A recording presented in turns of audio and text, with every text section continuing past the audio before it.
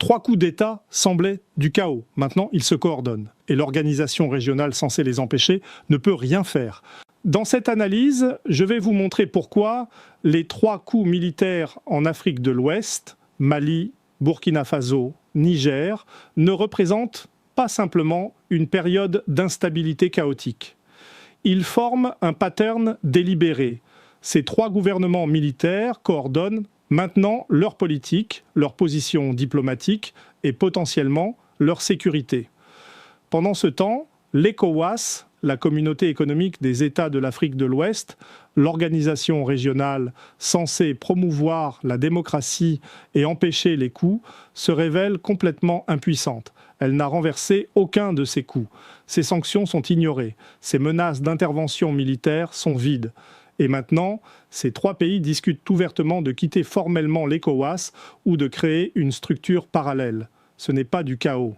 C'est l'effondrement d'un ordre régional et la naissance d'un nouveau bloc de pouvoir. Commençons par comprendre la séquence des coups. Le Mali d'abord, en août 2020. L'armée renverse le président Ibrahim Boubacar Keïta. Les militaires, dirigés par le colonel Assimi Goïta, prennent le pouvoir.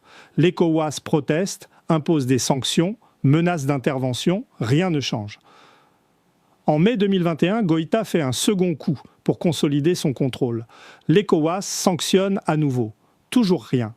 Le Mali expulse progressivement les forces françaises et invite Wagner, les contracteurs russes, pour la sécurité. Puis le Burkina Faso, en janvier 2022.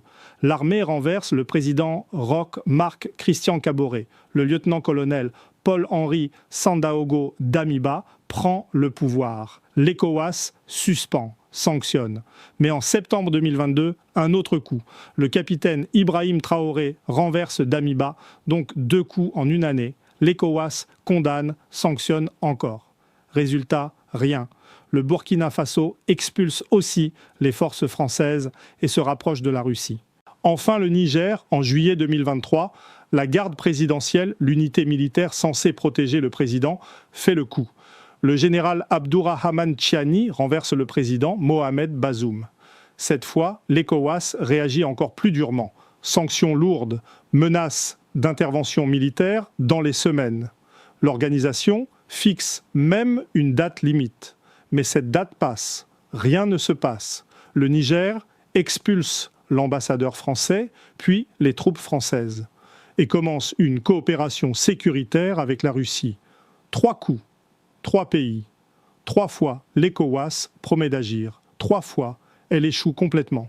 ECOWAS a été créée pour empêcher les coups d'État. 3 ont eu lieu. Elle peut les renverser? Non. Ces sanctions fonctionnent? Non. Ces menaces d'intervention? Vides. Que signifie une organisation régionale qui ne peut rien faire? Maintenant, regardons ce qui rend cette situation différente d'une simple série de coups isolés. Ces 3 gouvernements militaires ne sont pas en compétition.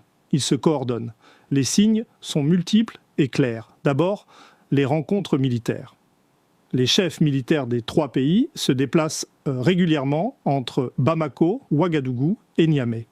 Ces visites ne sont pas protocolaires. Ce sont des consultations sur la sécurité, la politique régionale, la position commune face à l'ECOWAS. Deuxièmement, les déclarations publiques coordonnées. Quand l'ECOWAS sanctionne le Niger, le Mali et le Burkina Faso, publient immédiatement des déclarations de solidarité. Ils condamnent les sanctions comme illégitimes et inspirées par l'Occident.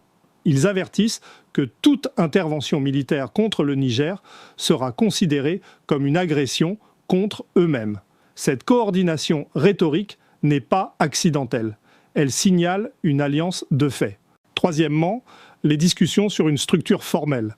Les 3 pays parlent ouvertement de créer une alliance des États du Sahel.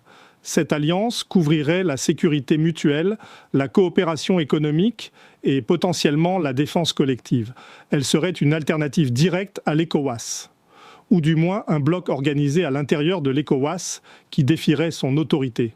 Cette coordination n'est pas simplement réactive, une réponse défensive aux pressions de l'ECOWAS. Elle est proactive.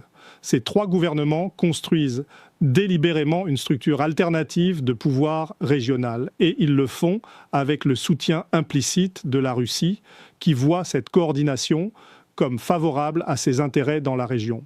Nous avons analysé comment la France a été remplacée par la Russie au Sahel sur le plan militaire et sécuritaire. Mais cette transformation ne concernait pas seulement la présence militaire. Elle concernait l'ensemble de l'ordre politique et institutionnel.